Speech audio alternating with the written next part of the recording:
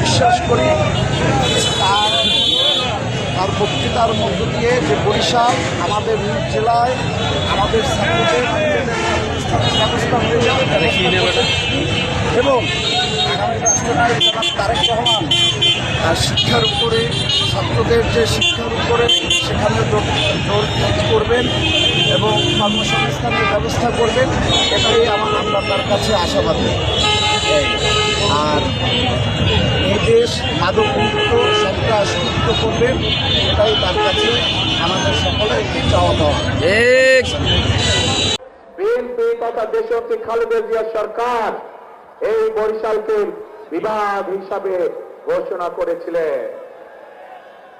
প্রিয় ভাই বোনেরা, তারপরে নদীর পানি অনেক দূর গড়িয়ে গিয়েছে। আমরা এলাকার উন্নয়নে বিভিন্ন সময় বিভিন্ন কাজ করেছি, কিন্তু আরো বহু কাজ করা বাকি। যেমন বরিশাল ওলা ব্রিজ, এই কাজটি আমাদেরকে করতে হবে।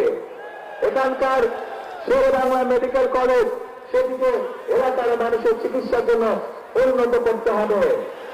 ওলাতে মেডিকেল কলেজ, সেই কাজে আমাদেরকে হাত দিতে হবে।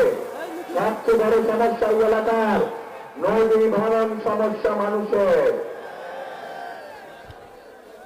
যারা আমাদের মুরব্বী ছিলেন, যারা গত হয়ে গিয়েছেন, বিভিন্ন এলাকায় তাদের কবর ভেঙে যাচ্ছে, মসজিদ ভেঙে যাচ্ছে, বাপ দাদার পেটে বাড়ি ভেঙে যাচ্ছে।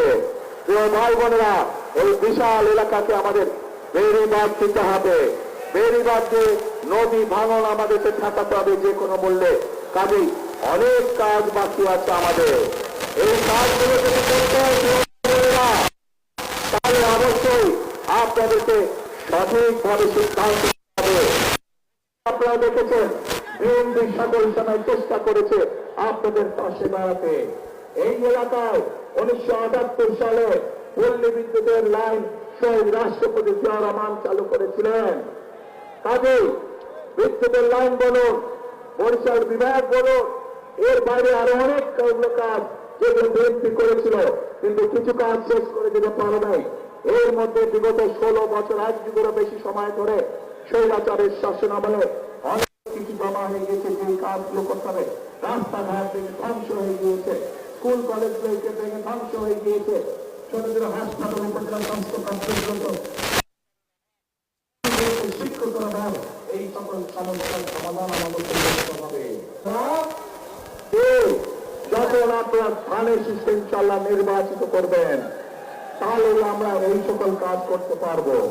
প্রিয় ভাই বোনেরা, এই বৃহত্তর বরিশাল বিভাগ, এই বৃহত্তর বরিশাল, এখানে প্রচুর কৃষিজ পণ্য উৎপাদিত হয়, প্রচুর মাছ মৎস্য চাষী আছেন যারা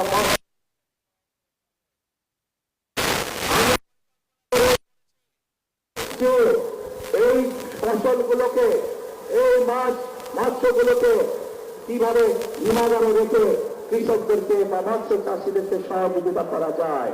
কাজে আমাদের পরিকল্পনার মধ্যে রয়েছে এই এলাকায় বিভিন্ন সামগ্রিকভাবে এলাকার বিভিন্ন জায়গায়